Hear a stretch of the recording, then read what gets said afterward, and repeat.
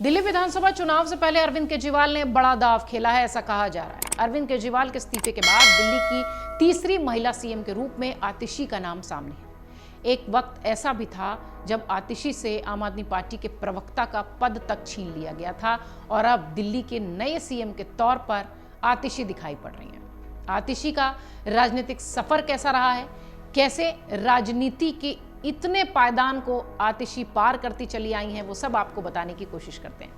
आतिशी 2020 में पहली बार विधायक बनी थी, उसके बाद 2023 में उन्हें मंत्री बनाया गया। अब 17 सितंबर को दिल्ली के विधायकों की बैठक में आतिशी के नाम पर मुहर लगी है। आपको बता दें, हनुमान रोड पर नई दिल्ली के आम आदमी पार्टी के दफ्तर में आतिशी प्रमुख चेहरे के तौर पर सामने आई हैं। उस वक्त जब आपका संगठन, प्रचार, अहम जिम्मेदारियां कोई लेने वाला नहीं था, फ्रंट लाइन के सारे नेता जेल में थे, तब सारी जिम्मेदारियों का निर्वहन आतिशी करती हुई दिखाई पड़ी। 2015 में हुए विधानसभा चुनाव में आम आदमी पार्टी को 70 में से 67 विधानसभा सीटें हासिल हुई थी। चुनाव के बाद पार्टी में असंतुष्ट समूह खड़ा हुआ दिखाई पड़ा था। अप्रैल 2015 में असंतुष्ट नेता योगेंद्र यादव को पार्टी के मुख्य प्रवक्ता पद से हटाया गया था। उसी समय आतिशी को प्रवक्ता पद से दूर कर दिया गया। यही वो समय था जब आतिशी को अपनी वफादारी साबित करने के लिए काफी जद्दोजहद करनी पड़ी थी। आम आदमी पार्टी की राजनीतिक मामलों की कमेटी पीएसी में भी इस पर चर्चा हुई। आखिर में आतिशी को लेकर पार्टी के शीर्ष नेतृत्व को जो कुछ गलतफहमी थी वो दूर हुई। उसके बाद आतिशी केजरीवाल की नजरों में पहले के मुकाबले कहीं अधिक ताकतवर हो गई, कहीं ज्यादा मजबूत हो गई। दिल्ली के मुख्यमंत्री अरविंद केजरीवाल के निवास पर विधायक दल की बैठक हुई। सभी ने दिल्ली के नए मुख्यमंत्री के तौर पर आतिशी के नाम पर मुहर लगा दी।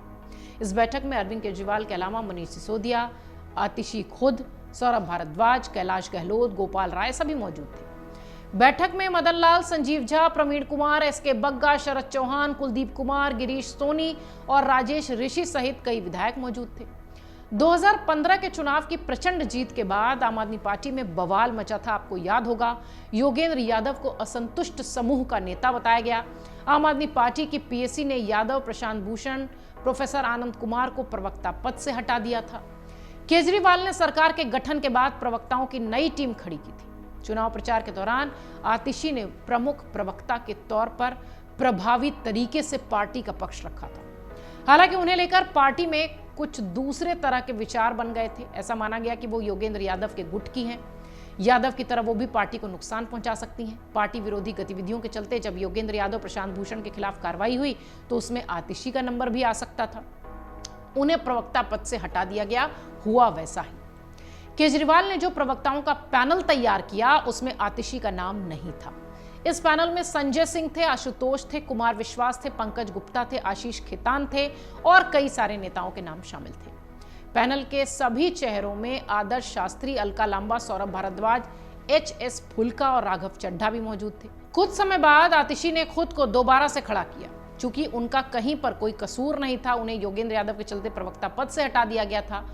सूत्र ये कह रहे थे कि इस पूरे मामले में अरविंद केजरीवाल की पत्नी सुनीता और उनके पीए विभव कुमार ने आतिशी को लेकर सकारात्मक पक्ष रखा।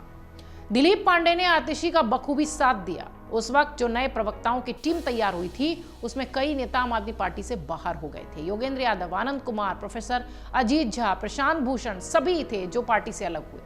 बाद में आशीष खेतान, अलका लांबा, साजिया अल्मी, आशुतोष और कुमार विश्वास भी पार्टी से अलग हो गए। दूसरी तरफ आतिशी ईमानदारी से अपने पथ पर आगे बढ़ती चली गई और इस घटनाक्रम के बाद आतिशी दोबारा से पद पर काबिज हुई। इसके बाद उन्होंने पीछे मुड़कर नहीं देखा। टीवी डिबेट्स में, बाइट्स में, हर जगह तथ्यों को, आम आदमी पार्टी के तथ्यों को, सरकार के पक्ष को मजबूती से रखती हुई वो दिखाई पड़ रही थी। इसके बाद वो मनीष सिसोदिया के साथ शिक्षा नीति पर काम करने लगी। यहां पर उन्होंने खुद की काबिलियत को साबित कर दिखाया। इसके बाद केजरीवाल का उन पर भरोसा और बढ़ गया। नतीजा ये हुआ कि पहले उन्हें विधायक चुना गया, चुनाव लड़वाया गया, दिल्ली सरकार में मंत्री बनी और अब मुख्यमंत्री पद पर उनकी ताजपोशी की घोषणा हो गई। बहुत लंबा सफर आतिशी का नहीं है, लेकिन हाँ, जितना भी है काफी बखूबी तरीके से उन्होंने निभाया है और अब आतिशी मारलेना दिल्ली की मुख्यमंत्री पद पर काबिज है। अगर आप ये वीडियो YouTube पर देख रहे हैं तो हमारे चैनल को सब्सक्राइब करें और बेल आइकन को दबाना ना भूलें। अगर आप Facebook पर ये वीडियो देख रहे हैं तो हमारे पेज को लाइक करें।